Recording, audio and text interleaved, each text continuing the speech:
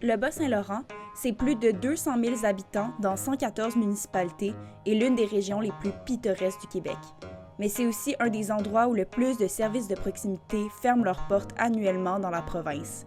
Je me suis demandé ce qui pouvait pousser des épiceries, des dépanneurs et même des écoles à fermer. Mais la seule façon de comprendre ce qui s'est passé dans nos villages, c'est d'y aller.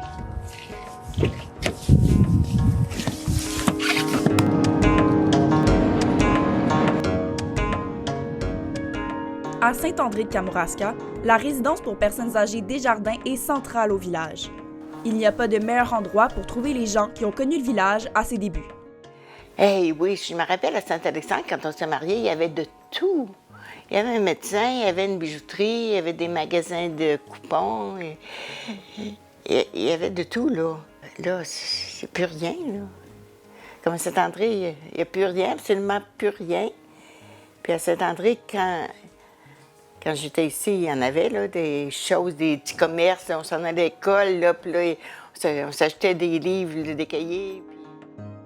Agathe Ouellette et son frère sont nés ici. Leur village, ils l'ont vu progressivement disparaître.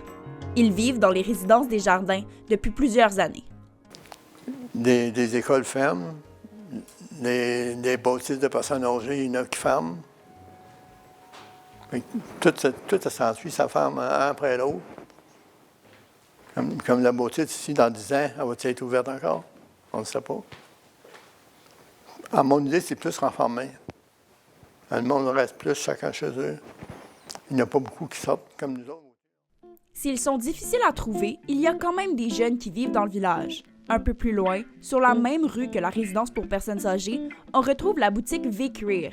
Son propriétaire, Julien Verret, commence sa trentaine bien installé dans sa maison de rêve à Saint-André-de-Kamouraska. Justement, sur les médias sociaux, que tu vas trouver les cours de sport au gym ici, les soirées bibliothèque ouverte. Faut tout ça sur Facebook ou en ligne, tu sais. Fait que je peux comprendre qu'eux, si ça passe plus dans le petit journal qu'ils sont habitués de lire, ben peut-être qu'ils sentent que ça n'existe pas. Tous les jeunes entrepreneurs, jeunes artisans qu'on est, vont essayer de s'entraider à travers différents projets ou de...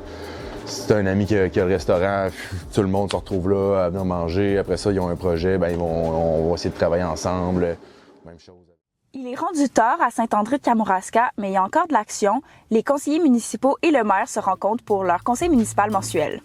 On m'avait prévenu que je ne pourrais pas filmer les citoyens venus assister au conseil municipal. Ça n'a finalement pas été un enjeu, puisque je suis la seule à m'y être présentée. Vive préoccupation quant à la décision du Centre intégré de santé et de services sociaux du Bas-Saint-Laurent de réduire les heures d'ouverture du laboratoire au CLC de Poiligamou en raison d'une pénurie de technologistes médicaux. Considérant que cette situation soulève de fortes inquiétudes au sein de la population locale et régionale. La mobilisation citoyenne, c'est un problème dans presque tous les villages. La grande question, comment se porte le village d'Esprit-Saint? Comment se porte? Je vous dirais que présentement, il se porte assez bien. Niché à quelques kilomètres de Rimouski se trouve le village d'Esprit-Saint. Il y a 2 ans, le village s'est retrouvé à un point de bascule. Le centre de service scolaire était prêt à fermer l'école. La directrice générale, Mme Prévéraud, nous a dit « Vous n'êtes pas très collaborateur, M. Pro. » J'ai dit « Écoutez bien, j'ai dit on ne peut pas être collaborateur quand vous voulez fermer notre école. » Après un peu plus de 2 ans de travail acharné, l'école a finalement obtenu l'autorisation de demeurer ouverte en décembre dernier. C'est que cette année, il y avait des nouvelles familles qui étaient rentrées.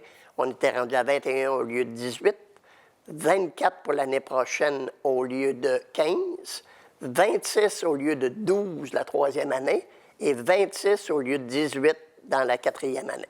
Alors, pour nous, c'était comme une belle réussite. En plus de l'école, c'est aussi le dépanneur du village qui était menacé de fermeture. Les propriétaires vieillissants ont finalement vendu le commerce et c'est une coopérative qui a repris sa place.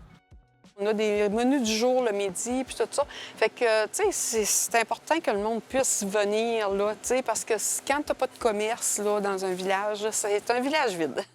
C'est quasiment le cœur du village, une épicerie, là. Sans ça, il n'y a plus grand-chose, là. Il n'y a pas de garage, il n'y a rien, là. Ce que j'en retiens, c'est que sauver un village au Québec, c'est possible.